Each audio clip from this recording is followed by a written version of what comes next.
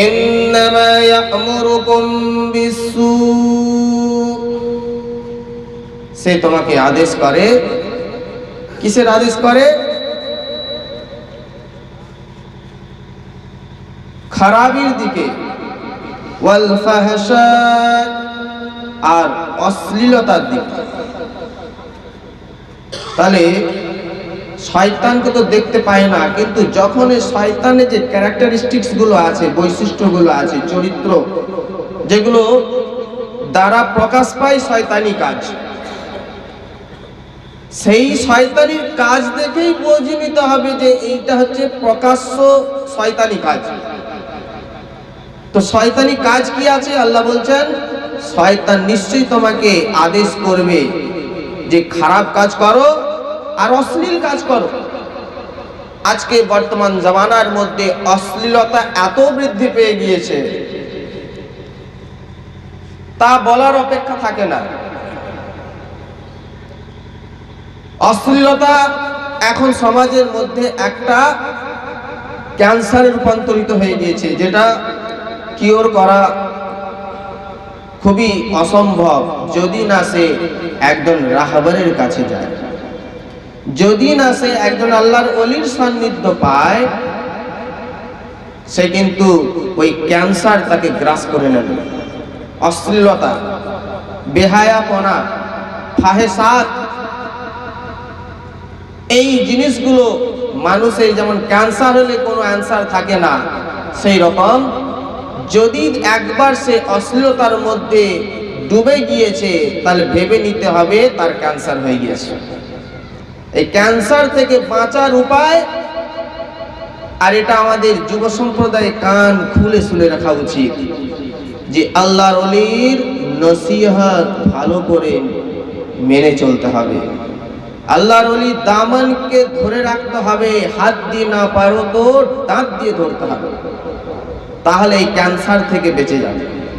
আর এই ক্যান্সার থেকে যদি না বাঁচতে পারো, তাহলে কিন্তু তোমার কোনো অ্যান্সার নেই, এই সমাজে তুমি নিকৃষ্ট হয়ে যাবে এবং সেটা হাতে নাতে প্রকাশ পাবে।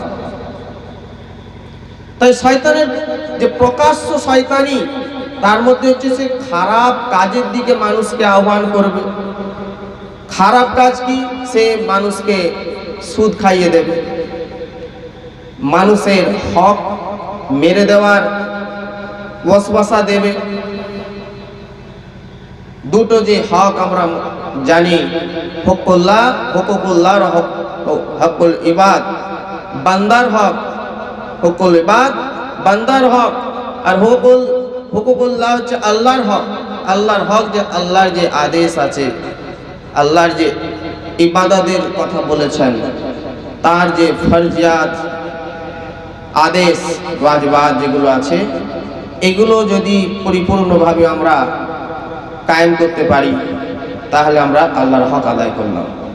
কিন্তু যদি বান্দার হক যদি আমরা মেরে দিই, তাহলে ওই ব্যক্তি যতক্ষণ না অন্য কোনো যে ব্যক্তি সে হক মেরেছে তার কাছে গিয়ে ক্ষমা না চায়, তার কাছে গিয়ে নিজেকে ছোট করে যে ভাই আমার ভুল হয়ে গিয়েছে, আমাকে ক্ষমা করে দাও, এবং তার হক যদি ফিরিয়ে না দেয়, তাহলে কিন্তু এই দুনিয়ায় সে হয়তো আরাম আয়েসে কাটিয়ে দেবে, কাল রোজ হাসরের ময়দানে ওই ব্যক্তি পাহাড় প্রমাণ নেকি নিয়ে সে হয়তো উঠবে, আর যারা যারা হকদার ছিল তারা এসে তাকে জাঁকড়ে ধরবে যে আল্লাহ রাব্বুল ইজ্জত এই ব্যক্তি আমার হককে মেরে দিয়েছে। তখন তাদের হুকুম দেওয়া হবে যে তাদের হকগুলো ফিরিয়ে দাও। তোমার এই মুহূর্তে হক হিসাবে যেটা ফিরিয়ে দেওয়ার, সেটা হচ্ছে তোমার নেকিগুলো তোমার এক এক করে দাও, নেকিগুলো এক এক করে দাও। আর এই নেকি যখন দিতে দিতে শেষ হয়ে যাবে, ফকিগণ একটা হিসেব বলেছেন যে 1 দিরহাম যদি কেউ হক মারে, 1 দিরহামের 1/100 কোন ব্যক্তি যদি অন্য কোন ব্যক্তির হক মেরে দেয়, তাহলে তার কত নেকি কাটা যাবে? বলছে বা জামাত 700 ওয়াক্তের যে নামাজ বা জামাত নামাজ পড়লে যে সওয়াব হয়, একবার হিসাব লাগান।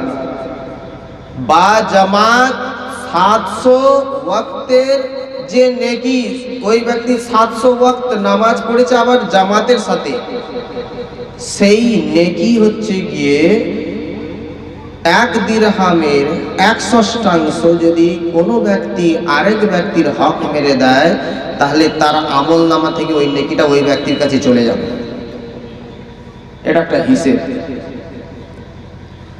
তাহলে আমরা প্রতিনিয়ত যে হক পানেওয়ালা যে ব্যক্তি, সেই হকদারের কত হক মেরেছি, তাই যদি আমরা মৃত্যুর আগে যদি নিজেকে সংশোধন না করতে পারি, সেই হকদারের হককে যদি ফিরিয়ে না দিতে পারি, এমনকি যদি সে শহীদ হয়েও যদি ইন্তেকাল করে, শহীদ হয়ে গিয়েছে, আল্লাহ রাব্বুল ইজ্জত সমস্ত গুনাহ মাফ করে দেবেন, কিন্তু হকুল ইবাদ যতক্ষণ না সে মেটাবে, সেই হকুল ইবাদ তার মাফ হবে না, সে চাহে সে শহীদ হয়ে যাবে।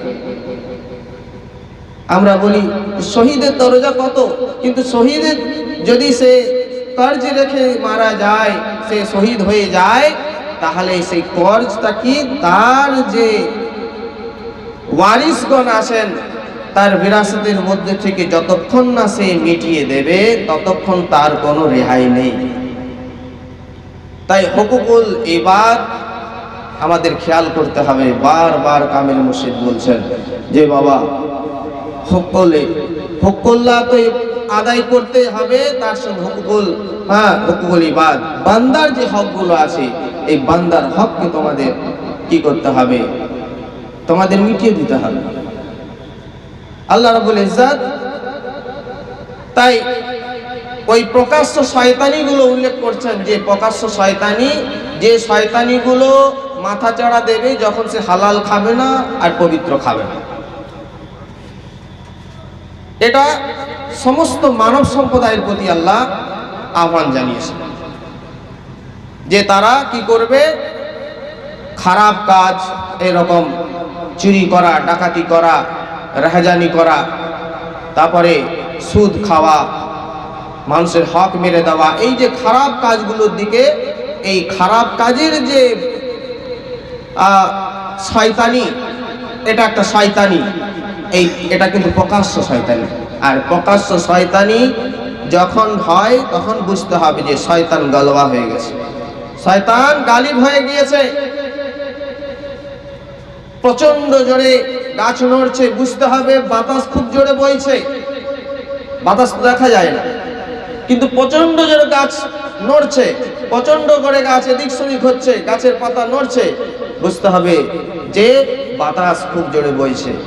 প্রচন্ড সমাজে শয়তানি বেড়ে গিয়েছে, মানে প্রকাশ্য শয়তান, তার কাজ, তার দাওয়াত, তার দাওয়াত যে আছে, তার দাওয়াত, শয়তানের দাওয়াত খুব প্রকাশ্য আছে। আর এই প্রকাশ্য দাওয়াত থেকে বাঁচার উপায় হালাল খেতে হবে, তৈয়ব খেতে হবে, পবিত্র খেতে হবে। যতক্ষণ না পবিত্র খাওয়া যাবে ততক্ষণ আমরা শয়তানের এই কাজগুলো থেকে আমরা নিস্তার পাবো না, আর অশ্লীলতা থেকেও আমরা নিস্তার পাবো না। ফাহেজ, জেনা, ব্যভিচার, অবৈধ যে সম্পর্কগুলো, এগুলো থেকে আমরা নিস্তার পাবো না। কোনো ব্যক্তি হয়তো এইরকম হারাম খেয়েছে, তার যে সন্তানগুলো হবে তারা ওই হারাম কাজে লিপ্ত থাকবে। কেন? এত মানুষের হুকুম না, মানুষের কথা নয়। আল্লাহ রাব্বুল ইজ্জত বলেছেন যে শয়তান গালিব হয়ে যাবে তার উপরে, শয়তান তার উপরে আধিপত্য বিস্তার করবে যখন সে হারাম খাবে আর অবৈধ উপায়ে সেটা উপার্জন করবে আর অপবিত্র বস্তু খাবে।